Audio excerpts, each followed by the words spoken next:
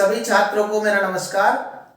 तो देखिए बच्चों, आज हम जिस प्रकरण का अध्ययन करेंगे वह रहेगा कक्षा 12वीं की जो हिंदी की पाठ्य पुस्तक है सृजन।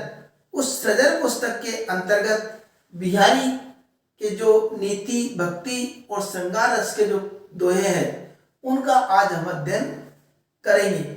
तो इस पाठ, क्योंकि नया पाठ प्रारंभ कर रहे हैं और नया पाठ प्रारंभ करने से पूर्व पहले जो इसके कवि है बिहारी, उनके जीवन के बारे में संक्षिप्त जानकारी हम प्राप्त कर लेते हैं। तो देखिए बच्चों, कवि बिहारी रीतिकाल के प्रमुख कवियों में से एक है। कौन से काल के हैं? रीतिकाल के। रीतिकाल के जो कवि है उनमें से एक प्रमुख कवि बिहारी भी है। इसके अलावा कवि बिहारी के बारे में एक कहावत प्रसिद्ध है, गागर में सागर भरना। गागर में सागर भरना अर्थात बहुत कम शब्दों में अधिक सार की बात कह देना। यह इनकी प्रमुख विशेषता रही है। बहुत कम शब्दों में बहुत बड़ी बात ये कह देते हैं। तो ऐसे महानतम कवि का जन्म सन 1595 ईस्वी में हुआ तथा इनका निधन सन 1663 ईस्वी में हुआ। इसके अलावा इनकी रचनाओं की बात की जाए तो इनकी प्रमुख रचनाएं हैं बिहारी सतसई। और बिहारी सतसई के पद्यांश अभी हम पढ़ेंगे ही। उसके पूर्व एक बात और है बिहारी जी के बारे में। इनके बारे में एक दोहा प्रसिद्ध है, सतसैया के दोहरे। सतसैया के दोहे, जो नाविक के तीर देखन में छोटे लगे, घाव करे गंभीर। एक बार और सुन लीजिए, सतसैया के दोहे, जो नाविक के तीर देखन में छोटे लगे, घाव करे गंभीर। ये अर्थात सतसैया के जो दोहे हैं इनके, ये देखने में तो बहुत छोटे लगते हैं लेकिन जो उनका प्रभाव पड़ता है वह बड़ा ही गंभीर पड़ता है, व्यक्ति को झकझोर देता है। और ये हम इनके पद्यांश पढ़ेंगे तो अपने आप ही स्पष्ट हो जाएगा। इसके अलावा इन्होंने अपनी रचनाओं में उपमा, श्रृंगार, उपमा, अनुप्रास, रूपक और विरोधाभास, कई प्रकार के अलंकारों का प्रयोग भी किया है। दोहा छंद का प्रयोग किया है और मुख्य जो बात है वो इन्होंने अपने पदों में ब्रज भाषा का प्रयोग किया है। तो ऐसे बिहारी के पद्यांशों को आज हम प्रारंभ करने जा रहे हैं। तो ये प्रथम भाग है। पहला पद्यांश हम देखें, मेरी भव बाधा हरो, राधा नागरी सोई, जा तन की झाई परे, श्याम हरित दुति होई। तो देखिए बच्चों, ये जो पद्यांश है बारीकी से समझना, बहुत ध्यान से समझना बहुत ही महत्वपूर्ण है। और कई प्रकार से हमको इसको ध्यान से समझने से फायदा होगा, तभी जाकर हमारे समझ में आएगा। राधा नागरी सोई, यहां पर मेरी भव बाधा, मेरी पहले शब्दार्थ देख लेते हैं। मेरी का मतलब मेरी, भव का मतलब सांसारिक, बाधा का मतलब बाधाएं, कष्ट। मेरी सांसारिक बाधाएं, कष्ट, हरण, हरण समाप्त करो, मेरी सांसारिक कष्टों को समाप्त करो। राधा नागरी सोई, राधा, राधा का मतलब राधा और नागरी का मतलब चतुर, सोई का मतलब वही, कि मेरे इस सांसारिक कष्टों का वही राधिका। अब पहले इसका लेंगे, मेरे इन सांसारिक कष्टों का, उन शब्दों का अर्थ ले ले, वही राधिका, सोई का मतलब वही, वही राधिका, नागरी वही चतुर राधिके मेरे इन सांसारिक कष्टों का हरण करे। दोबारा सुन लीजिए, वही चतुर राधिका मेरी इस सांसारिक पीड़ा का हरण करे। यहां से लेंगे, सोई का मतलब वही, नागरी चतुर, राधा, वही चतुर राधिके मेरी सांसारिक कष्टों का निवारण करे, मेरे सांसारिक दुखों को समाप्त करे। कौन सी चतुर राधिका? वही का मतलब कौन सी?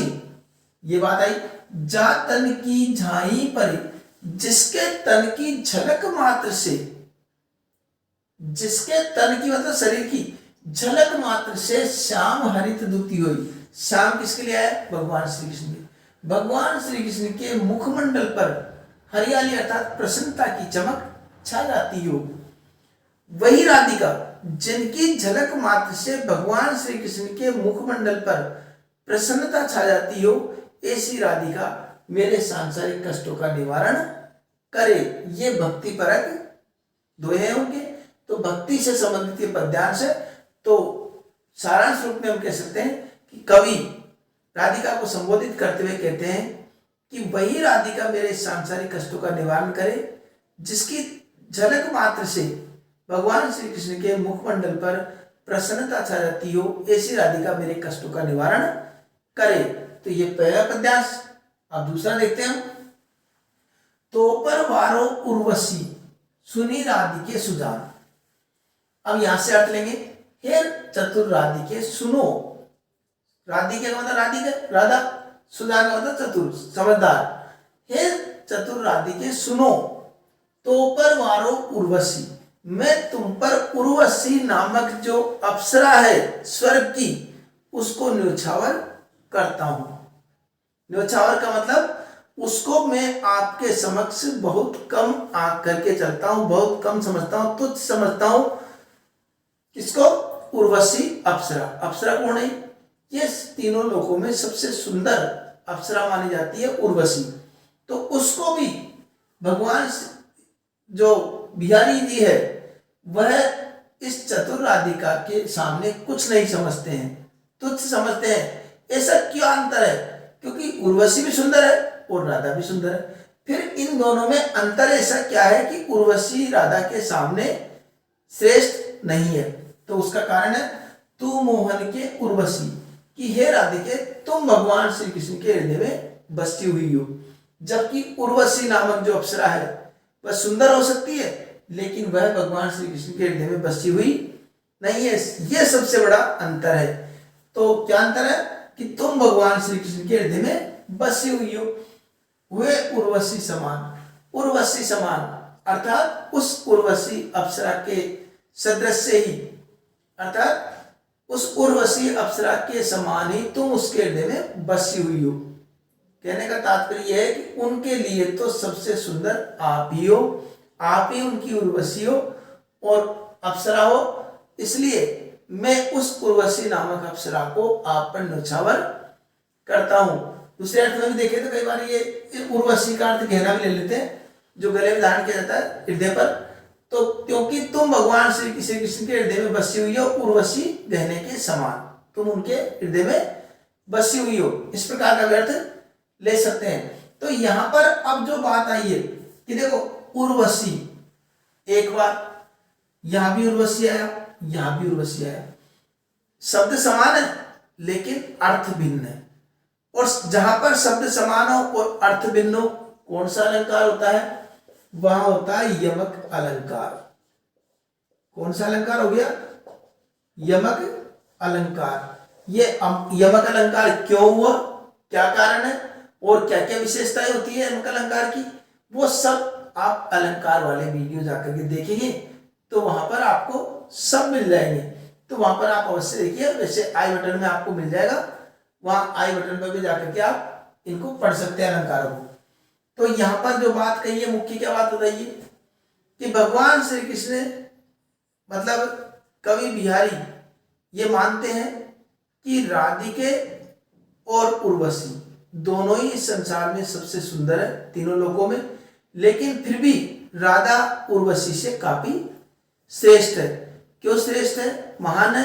उसका कारण है कि उर्वशी नामक जो अप्सरा है वह भगवान श्री कृष्ण के हृदय में बसी हुई नहीं है और राधिका भगवान श्री कृष्ण के हृदय में बसी हुई है। इसलिए उसकी तुलना में, उर्वशी की तुलना में राधिका श्रेष्ठ है। ये अगर प्रश्न आ जाए तो इस प्रकार उत्तर हम लिख देंगे।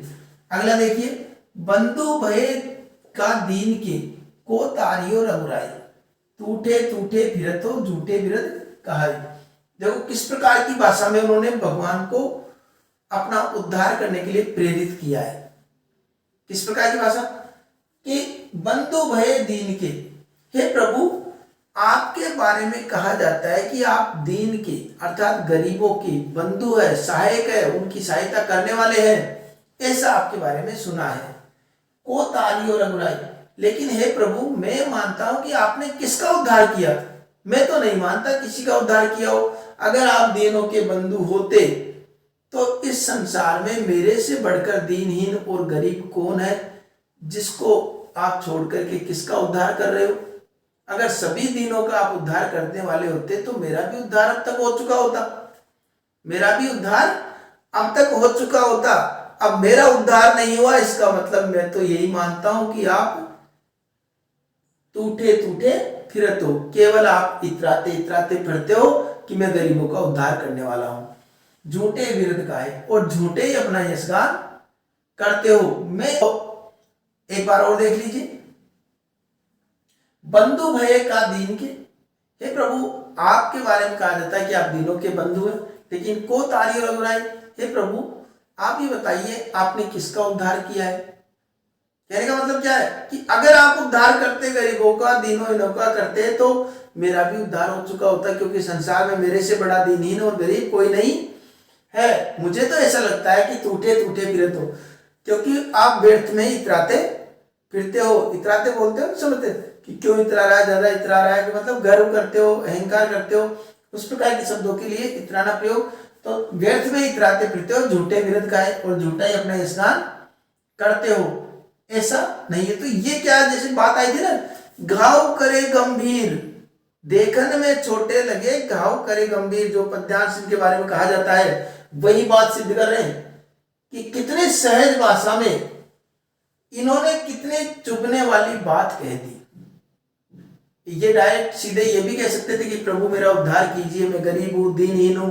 इस तरह की भाषा का प्रयोग न करके किस प्रकार किया कि अगर आप उद्धार करते तो मेरे कैसे रहेगा, मैं नहीं मानता उद्धार करते हैं आप। तो इस तरह की भाषा निश्चित रूप से दूसरे पर प्रभाव डालने वाली होती है। अगले में देखिए वही बात इसी प्रकार की कहते हुए, कब को टेरत दीन रट, हे प्रभु मैं कब से आपको दीनता भरी पुकार से पुकार रहा हूं, बुला रहा हूं, कि कब को, कब का, तेरत पुकार रहा हूं, दीन रट दीनता भरे स्वर से। हे प्रभु आपको मैं कब से दीनता भरे स्वर से पुकार रहा हूं, होत न सहाय श्याम सहाय, फिर भी ये प्रभु श्री कृष्ण, श्याम का मतलब श्री कृष्ण, मेरी सहायता नहीं कर रहे, मेरे साथ नहीं दे रहे। तो ये कि कब से मैं दीनता भरी पुकार से पुकार रहा हूं, कब से मैं दीनता भरे स्वर से पुकार रहा हूं, लेकिन प्रभु श्री कृष्ण है कि मेरी बात सुनते ही नहीं, मेरी सहायता करते ही नहीं, मेरा उद्धार करते ही नहीं है। और इन सब बातों को देखकर ऐसा लगता है कि तुम्हें लागी जगत गुरु, हे जगत के स्वामी, जगनायक का मतलब जगत के स्वामी, जग बाई, जग का मतलब संसार, संसार बाई का मतलब हवा। अब यह देखो, तुम्हें लागी कि तुमको लग गई है, जग बाई इस संसार की हवा तुमको। अब यह देखिए, अब इस पंक्ति में देखिए, तुमहु लागी जगत गुरु जग नायक जग बाई, कि हे स्वामी आपको भी जगत गुरु अर्थात सांसारिक गुरुओं की हवा लग गई है।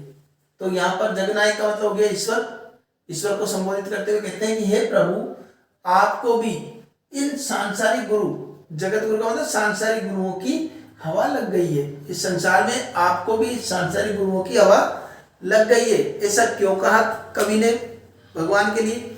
ऐसा इसलिए कहा कि देखिए बच्चों, प्राचीन काल में जो हमारे गुरु होते थे, वह गुरु प्राचीन काल में सभी छात्रों को बिना किसी भेदभाव के शिक्षा देते थे।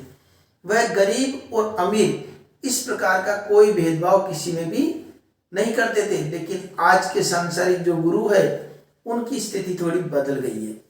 वह जो धनवान होते हैं, पैसे वाले होते हैं, उन छात्रों को ज्यादा महत्व देते हैं और कम पैसे वाले और गरीब छात्रों को कम महत्व देते हैं। वो धन के आधार पर छात्रों में भेदभाव करते हैं और कहीं न कहीं उनका छात्रों को पढ़ाने का उद्देश्य धन कमाना होता है।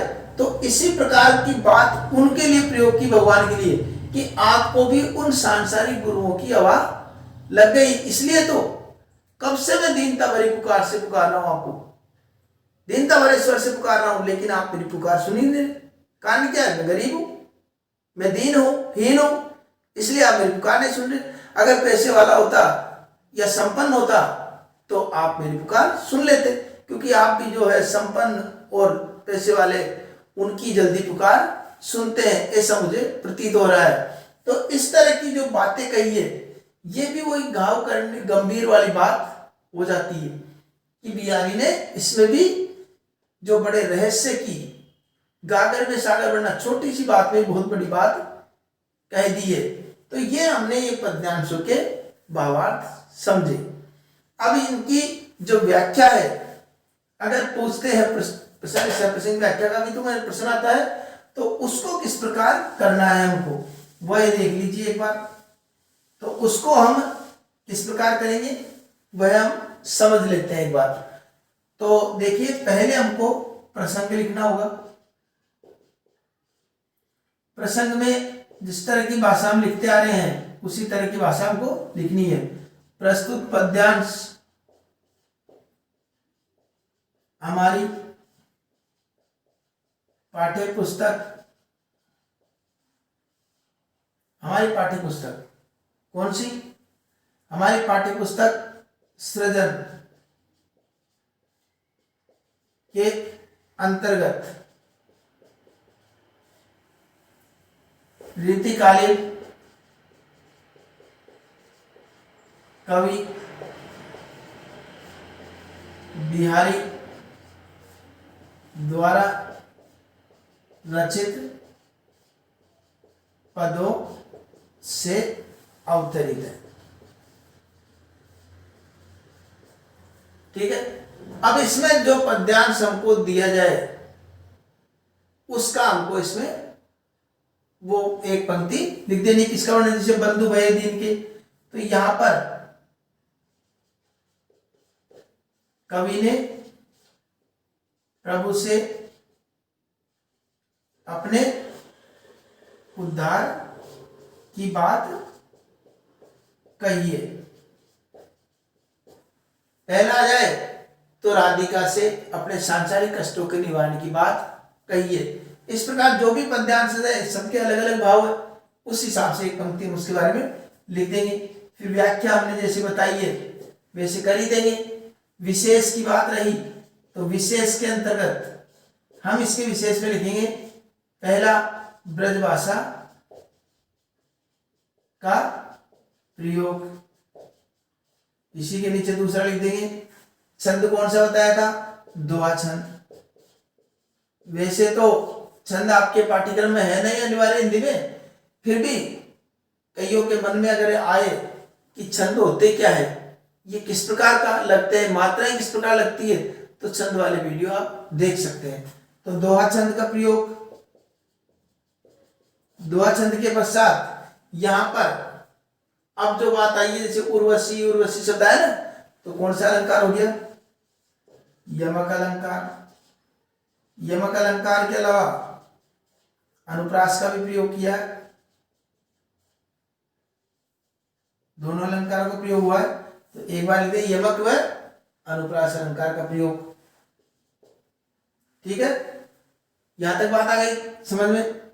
अब इसके बाद में इसमें जो पद्यांश में जो कुछ मुख्य बात बताई जाए उसका बहुत सुंदर चित्रण इसमें हुआ है, तो वो बात भी हम लिख सकते हैं। जो पहले लिख दिया, बिहारी की भक्ति भावना का बहुत सुंदर चित्रण इसमें किया गया है। इस प्रकार की बातें हम विशेष में लिख देंगे। ठीक है। अब आपको पता लग ही गया होगा कि इस चैनल के माध्यम से मैं अब नवीनतम जो संशोधित पाठ्यक्रम आया है उस पाठ्यक्रम का पूर्ण रूप से अध्ययन करा रहा हूं, इसलिए आप नियमित रूप से इससे जुड़े रहे और चैनल को सब्सक्राइब नहीं किया हो तो कर लीजिए।